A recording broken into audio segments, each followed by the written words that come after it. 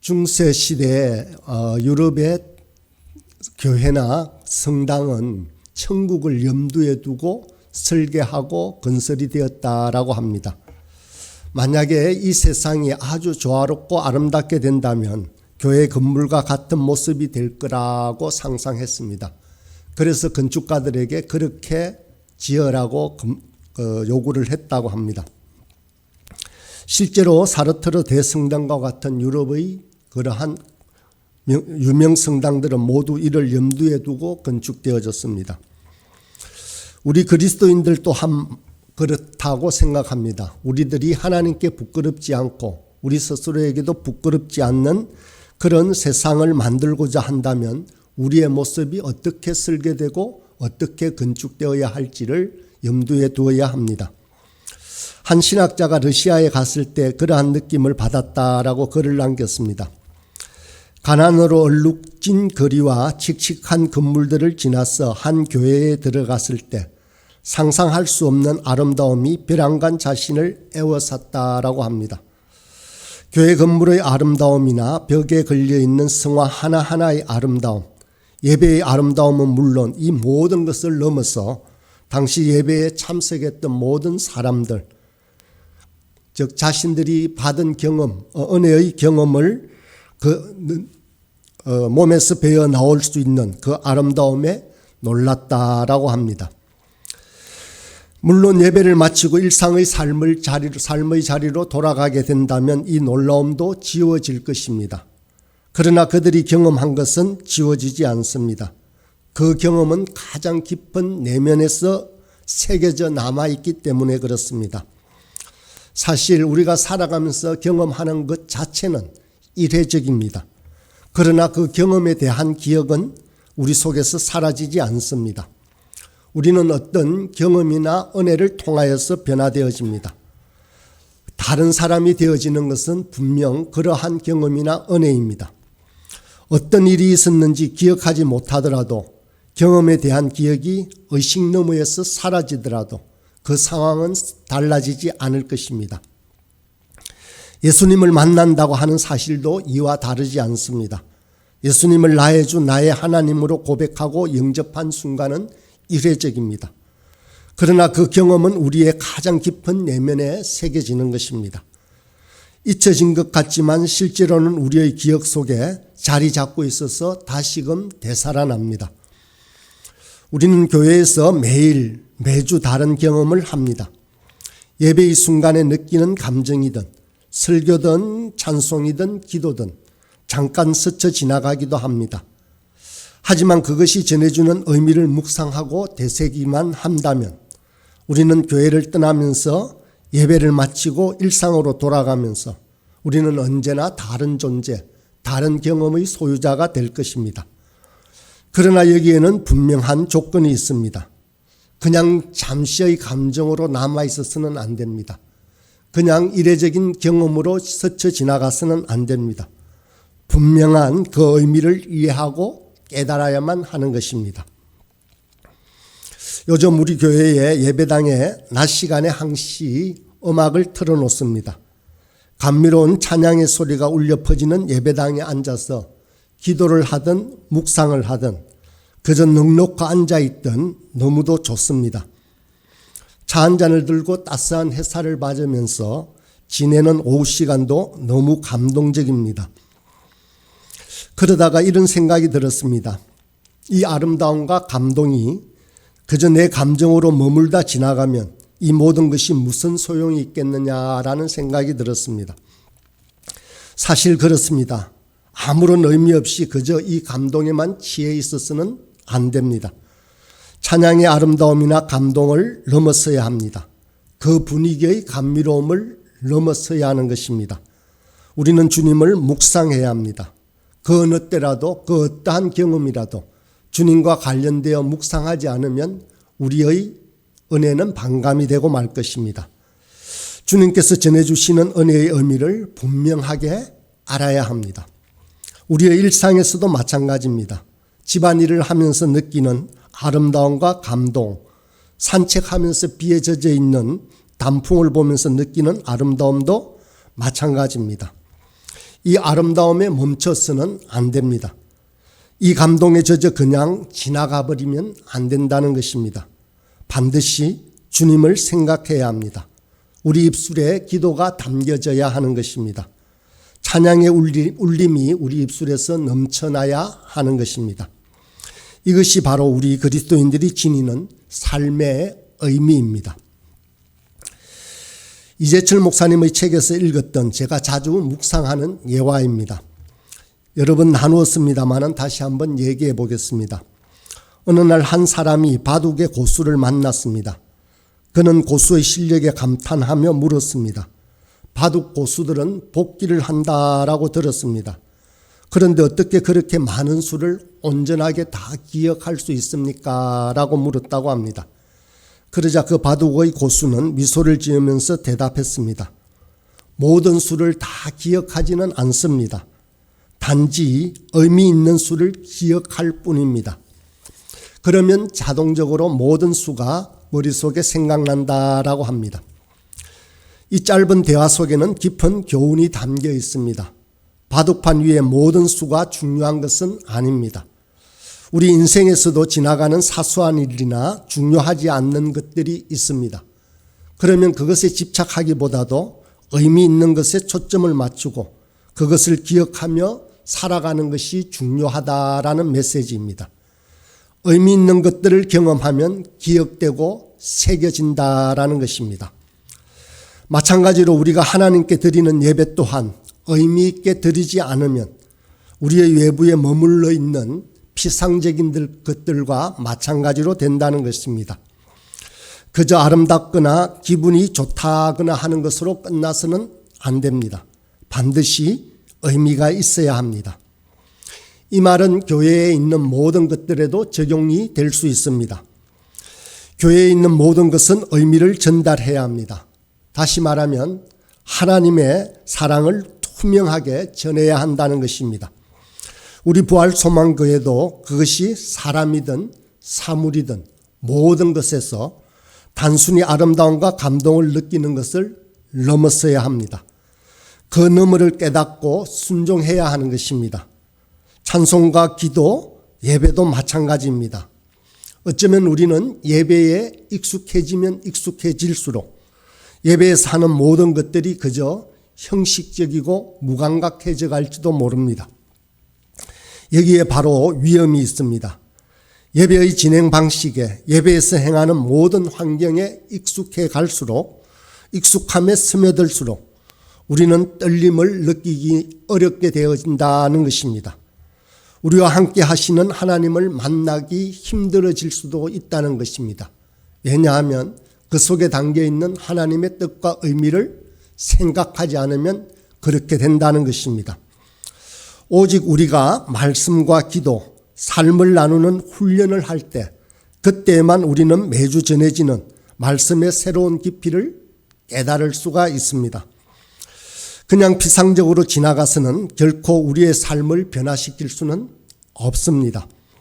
말씀을 묵상하고 기도로 나눔으로 행할 때 예배의 의미가 우리 삶 가운데 새롭게 펼쳐질 수가 있습니다. 성경을 읽고 기도하며 찬양하는 것이 그 자체로 의미가 있고 우리 자신의 존재 전체를 통해서 하나님을 찬송하는 것이다 라고 하면 얼마나 좋겠습니까? 그러나 이것은 쉽게 익힐 수 있는 것이 아닙니다. 집에서든 교회에서든 오랜 시간 기도하면 성경을 깊이 묵상하고 그 의미를 정확히 깨닫고 순종하자고 애쓴다면 우리가 떨림과 기쁨으로 예배하게 된다면 우리는 그것을 어느 정도 익힐 수 있습니다. 그러나 우리는 이 경지에 이르지 못한 채 너무나 자주 기계처럼 그렇게 예배에 참석하고 마는 경우가 있습니다. 고난의 순간에 마음을 쥐어짜던 기도들, 환희와 감사와 기쁨의 순간에 솟아나던 찬양들, 이 모든 것들이 그저 흔히 듣던 익숙한 소리가 되고 우리는 더 이상 그것에 큰 감동을 받지 못할 수도 있습니다. 시편을 묵상하며 그 시편을 노래한 저자의 경험을 떠올린다면, 그 의미를 떠올린다면 그것은 단순한 시 한 편이 아니게 됩니다. 우리를 변화시키는 의미 있는 놀라운 경험이 될 것입니다. 시편 51편을 7절에서 11절까지 잠시 읽어보겠습니다. 웃을초로 나를 정결하게 하소서. 내가 정하리이다. 나의 죄를 씻어주소서. 내가 눈보다 희리이다. 주의 얼굴을 내 죄에서 돌이키시고 내 모든 죄악을 지워주소서. 하나님이여 내 속에 정한 마음을 창조하시고 내 안에 정직한 영을 새롭게 하소서. 나를 주 앞에서 쫓아내지 마시며 주의 성령을 내게서 거두지 마소서. 이 시편 51편의 처절한 참회를 우리가 정말로 그 더없이 희망 가운데서 다윗이 참회하며 나아갔던 그 경험들을 우리가 생각하고 이 시편을 읽는다면 그저 평범한 글을 읽듯 시편을 읽을 수는 없을 것입니다. 그저 건조한 마음으로 시편을 읽는다는 것이 부끄러움이 되고 말 것입니다. 눈물을 흘리며 선 거칠고 짧은 문장, 하나님은 바로 그 눈물을 보시며 바로 그 문장을 보십니다. 진심 어린 눈물은 이런 문장에 향기를 더하게 되고 그 어떤 문학 작품도 이러한 아름다움을 따라올 수 없게 됩니다.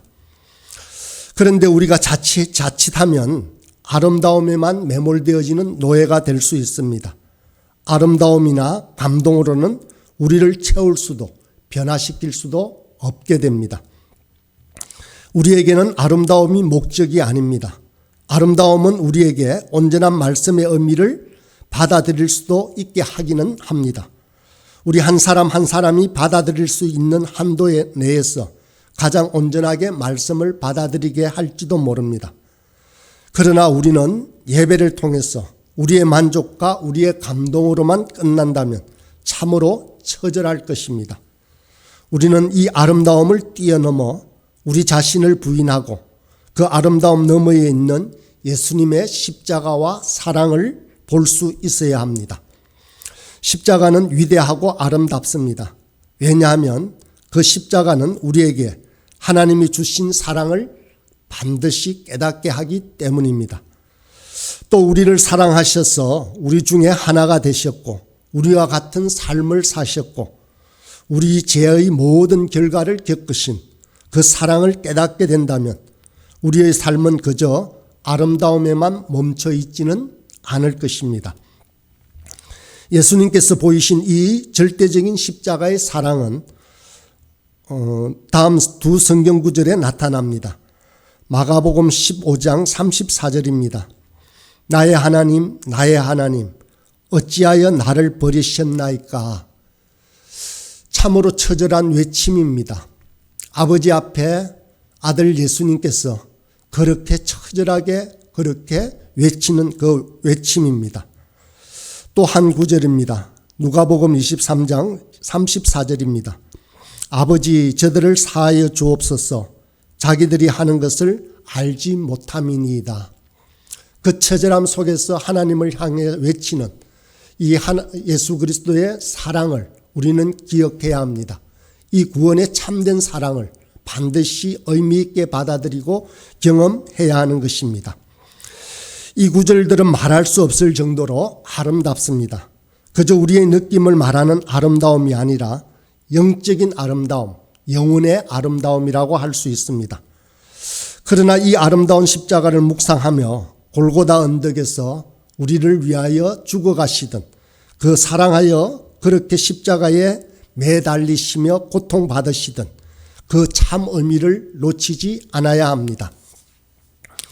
요한복음 15장 13절에서 우리 주님은 사람이 친구를 위하여 자기 목숨을 버리면 이보다 더 큰 사랑이 없다라고 말씀하셨습니다. 주님께서 이렇게 말씀하신 것뿐만 아니라 실제로 저와 여러분을 위하여 십자가에서 목숨을 버리셨습니다. 실제로 친구를 위하여 자기 목숨을 버리는 것도 쉽지 않은데 주님은 원수된 우리를 위해 십자가에 매달리셨다라고 하셨습니다. 어쩌면 이렇게 누군가를 위해서 희생하는 일은 오늘날에도 일어날 수 있습니다. 어떤 사람은 다른 사람을 위해 목숨을 바치기도 합니다. 어떤 사람은 그 사람들의 희생 덕택에 살아나기도 합니다. 그런 일이 일어날 때 누군가가 자신을 위해 궁극적인 희생을 했다는 사실을 깨달은 바로 그 사람은 결코 이것을 잊지 못할 것입니다. 그러면 그들의 삶이 분명히 변화되어집니다. 거룩한 성인이 된다는 말이 아닙니다. 완전해진다는 말도 아닙니다. 그러나 그들은 이제 나를 살리기 위해서 누군가가 죽었다는 사실에 대해서 반드시 그 대가를 치른 희생의 의미를 무의미하게 만들지 않기 위해서 참으로 애쓰며 의식하며 살기 시작하게 될 것입니다. 이런 단순한 사람의 희생을 십자가가 말하는 것이 아닙니다. 십자가의 사랑은 이런 희생과는 차원이 다른 참 아름다움입니다. 이를 깨닫기 위해서는 십자가의 아름다움과 평화로움을 우리는 투명하게 바라다 보아야 합니다. 권력이 아닌 겸손 위에 선 영광의 왕이신 예수 그리스도를 바라보아야 합니다. 아름다움 너머에 있는 거칠고 모진 갈보리의 십자가를 바라보아야 하는 것입니다. 손가락질하는 군중들과 모욕하는 대제사장과 바리새인들 사이에서 한마디 불평 없이 십자가에 매달리시던 비통함을 그 비극을 우리는 보아야 합니다. 그리고 새겨야 합니다.